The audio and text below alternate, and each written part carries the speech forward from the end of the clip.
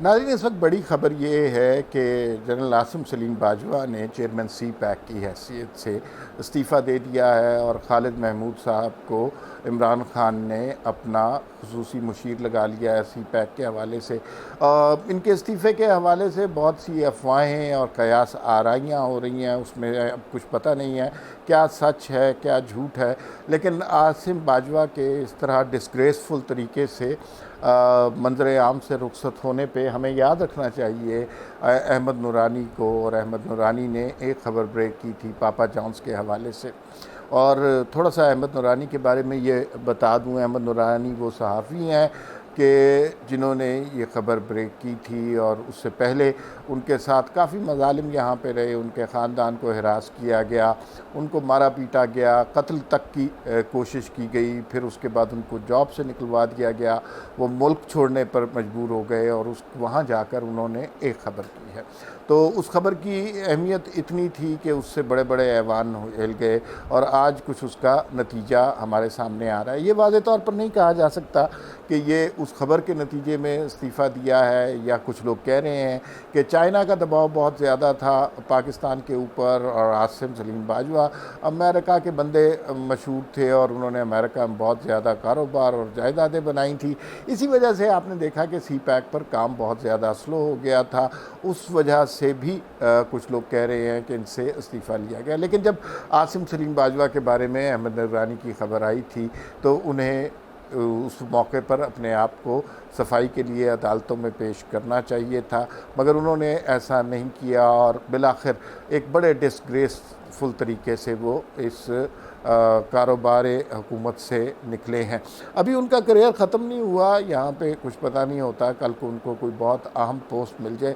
लेकिन एक ख़ास बात उनके हवाले से ये भी थी कि जब अहमद नूरानी ने यह खबर ब्रेक की, पापा जॉन्स का नाम हर एक की ज़ुबान पर आ गया, तो पब्लिक प्रेशर बहुत ज़्यादा पड़ गया था। जलसों में मरीम नवाज़ ने, नवाज़ शरीफ ने और जितने भी सहाफ़ियों ने स्क्रीन पर बेतहाशा दफ़ा उनका नाम लिया कि इनकी इंक्वायरियाँ क्यों नहीं होती, इनके असासे क्यों नहीं चेक किए जाते, इनके ऊपर नाअहली के इल्ज़ामात क्यों नहीं लगते। ये सब कुछ नहीं हुआ और होना चाहिए था।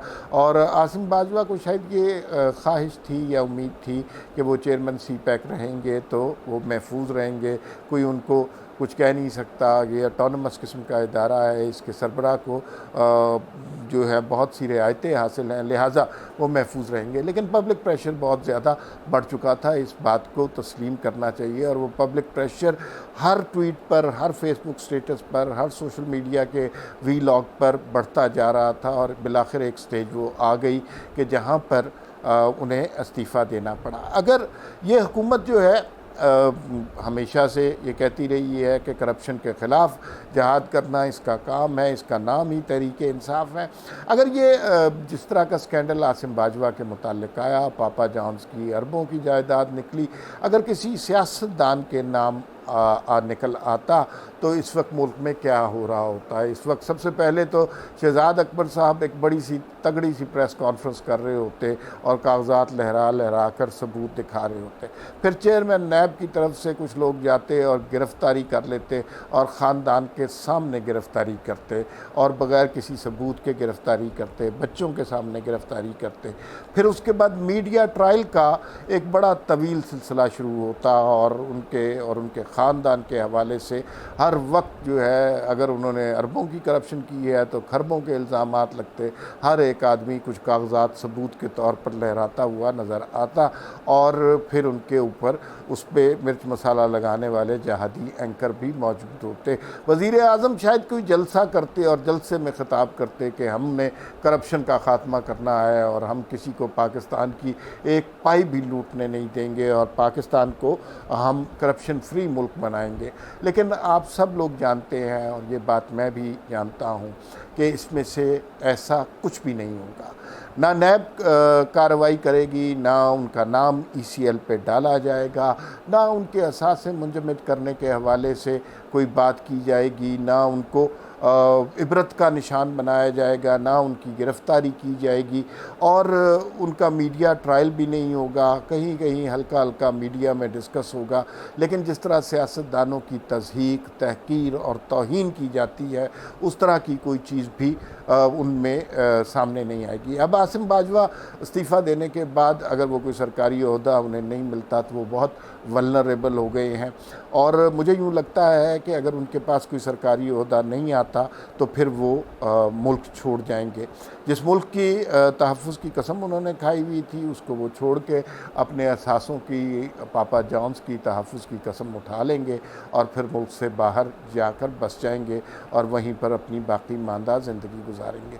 ये फ़र्क होता है एक सियासतदान के बारे में बात करना और एक रिटायर्ड जर्नैल के बारे में बात करना कितना मुख्तलिफ है। सियासतदानों के किरदारों की, ख़ानदानों की धज्जियाँ तक उड़ा देना हमारे लिए बहुत सहल है। हमारा मीडिया बड़े आराम से ये सारे काम करता है और ख़ास तौर पर इस हुकूमत में और नैब के ताउन से तो ये काम बहुत ज़्यादा आसान हो गया। किसी के ऊपर कोई ज़रा सा शाइबा भी आया और सबको पता था कि उस केस में कुछ भी नहीं है और उनको साल साल के लिए भेड़ बकरियों की तरह जेलों में डाल दिया गया। यहाँ पर मामला बहुत मुख्तलिफ है। यहाँ पर जो असासे हैं उनके सबूत मौजूद हैं और वो सबूत पाकिस्तान में नहीं है, वो सबूत अमेरिका में हैं, उनकी वेबसाइट पे हैं, उनकी वेबसाइट से मिटाए नहीं जा सकते और अगर उसके वो नाम शाम तब्दील करने की कोशिश की जाए तो उसको नोटिफाई बड़े पैमाने पर किया जाता है। लेकिन ये बात यहाँ पर ख़त्म नहीं हुई थी। थोड़ा सा रिमाइंडर आपको देते हैं कि वहाँ पर तो नहीं तब्दील हो सकती, लेकिन अहमद नूरानी की दूसरी ख़बर जो थी वो पहली ख़बर से ज़्यादा ख़तरनाक थी और वो बाकायदा एक क्राइम था, एक जुर्म था। उसके सबूत भी बड़े वाज़े थे। वो ये थे कि SCCP की वेबसाइट से बहुत सारे कारोबार जो आसिम बाजवा से मुंसलिक थे, उनकी ख़ानदान से मुंसलिक थे, उनके नाम हटाए गए, रिकॉर्ड तब्दील किया गया, रिकॉर्ड गायब किया गया और ये बहुत बड़ा जुर्म समझा जाता है। इसका कोई लाखवां हिस्सा भी कोई सियासतदान, कोई ब्यूरोक्रेट या कोई और शख्सियत करती तो फिर उसका जो हशर हम सारे लोग मिलकर करते उसका कोई तसव्वुर भी नहीं कर सकता था।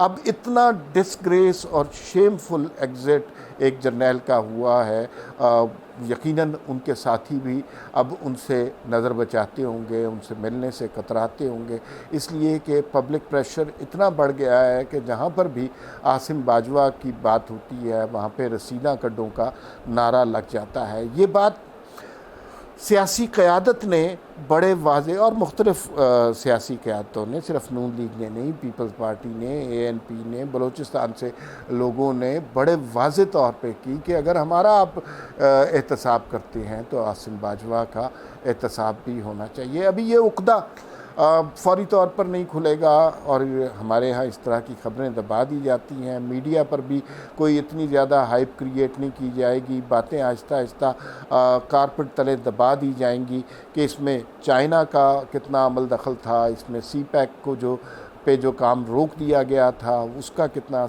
अमल दखल था, इसमें पब्लिक प्रेशर का कितना अमल दखल था और आवाम की तरफ से जो रसीदें और सबूत फराहम करने का मुतालबा किया जा रहा था उसका कितना अमल दखल था। लेकिन ये बात बड़ी वाज़ेह है कि आसिम बाजवा को इस्तीफ़ा देना पड़ा है और उसके फैक्टर 3-4 हो सकते हैं। उसमें करप्शन की एलिगेशन हो सकती है, उसमें चाइना के मामलात हो सकते हैं, उसमें CPEC की जो सूरत हाल है वो सारी सूरत हाल हो सकती है।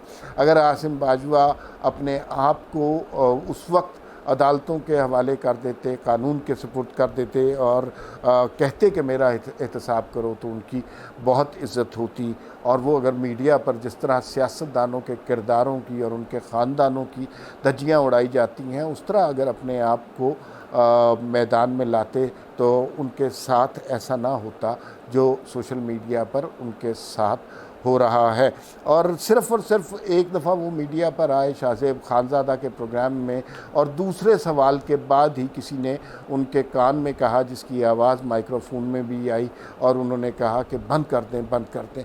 उससे ज़्यादा मीडिया को जवाब नहीं दिया उन्होंने। इससे उस नरेटिव की भी तस्दीक होती है उस बयानिए के बारे में भी पता चलता है कि वो कितना दुरुस्त है कि वोट को इज़्ज़त देनी चाहिए, एहतसाब सबका होना चाहिए, इदारों को अपनी हदूद में रहना चाहिए, किसी को बंदूक के सर पर लोगों पर हुकूमत नहीं करनी चाहिए और किसी को पाकिस्तान का रुपया बाहर ले जाने की इजाज़त नहीं होनी चाहिए। ये स्कैंडल जो पापा जॉन्स का था बहुत बड़ा था और इसके नताइज अभी कुछ सामने आए हैं और मुझे यूँ लगता है इस स्कैंडल के पीछे छुपे बहुत से नाम हैं जिनको वक्त के साथ मंजर आम पर आना होगा।